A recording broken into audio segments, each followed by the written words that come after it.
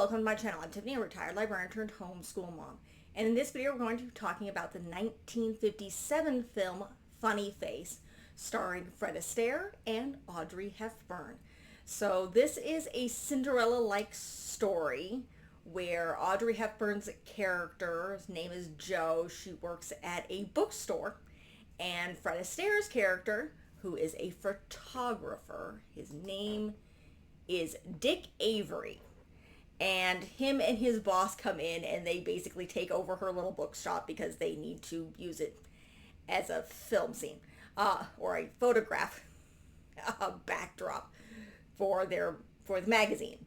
And they make a mess. But Fred Astaire sees Audrey's character and she ends up in some of the photos and it's like she has an interesting face. And that's where or specifically a funny face. That's where the film gets its title. And he eventually convinces her to come with them to Paris to model this new designer's collection that they got an exclusive to photograph before anybody else sees it. And she wants to go to Paris to meet some intellectual professor. Because again, she's very, very smart. And so she agrees to this, and she's gorgeous. I mean, this is Audrey Hepburn anyway. But and she does look beautiful in all the clothing, as Audrey Hepburn has a tendency to do. But it's a fun movie. There's a lot of obviously singing and dancing. This came out in 1957. It has Fred Astaire. Audrey Hepburn is actually singing her own songs in this. This is her first musical that she does. So she actually sings in this as opposed to, trying to think, I covered another film where she's dubbed in it. I think it's My Fair Lady, where her voice is dubbed by Marnie Dixon, who was common to dub a lot of actresses. So, and yes, I've covered that one as well because it's connected to Julie Andrews in The Sound of Music. So, but she does sing in this one, as obviously does Fred Astaire.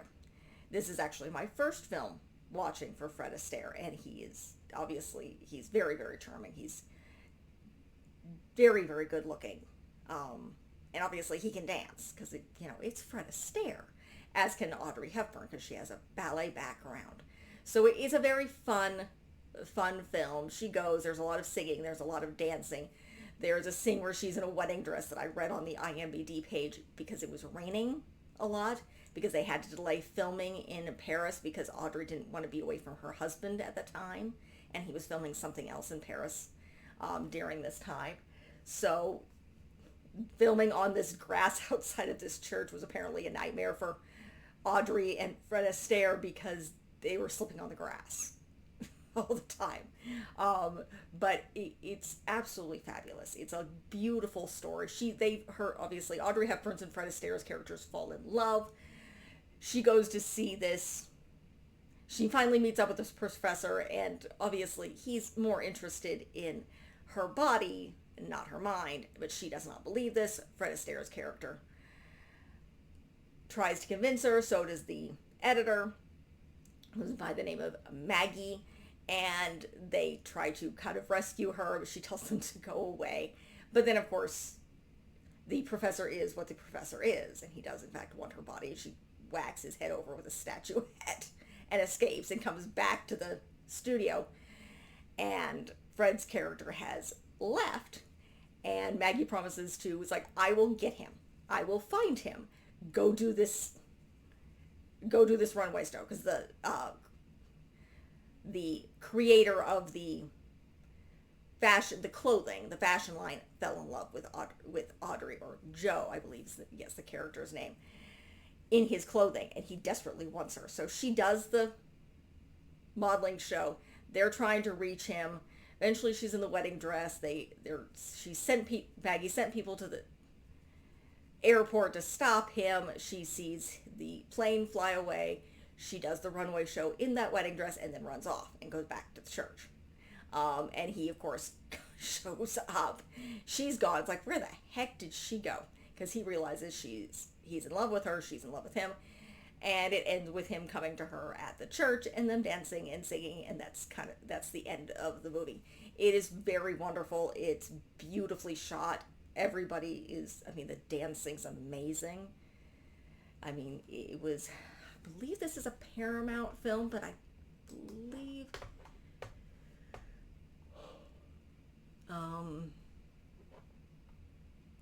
Paramount or Universal Studios, or it's an MGM again. It was one of those major players at the time, though I believe a lot of the photographers and film people from one of the other studios went. I think it's MGM, and a lot of people from Paramount went over to shoot this film. It actually did well in the cities, but it didn't make up it would almost be considered a flop because it didn't do well overall, and it didn't make its budget back, even though of course now it's considered an absolute classic, and you can see why. But apparently it was too sophisticated for the, how would we explain this, the general populace, apparently, is what the IMDb page says. So as wonderful as this film is, apparently it just didn't appeal back then.